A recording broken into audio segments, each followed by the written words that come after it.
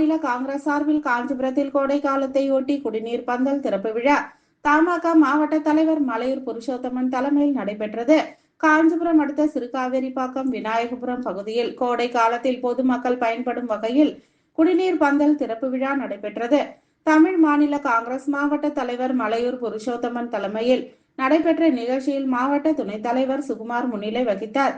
இதில் சிறுகாவேரிப்பாக்கம் ஊராட்சி மன்ற துணைத் தலைவர் அபிராமி சங்கர், மாநகர தலைவர் சங்கர் ஆகியோர் நிகழ்ச்சி ஏற்பாடுகளை சிறப்பாக செய்திருந்தனர். இதில் இளநீர், வெள்ளரி பிஞ்சி, மோர், தர்பீஸ் உள்ளிட்ட குளிர்பானங்கள் வழங்கப்பட்டது.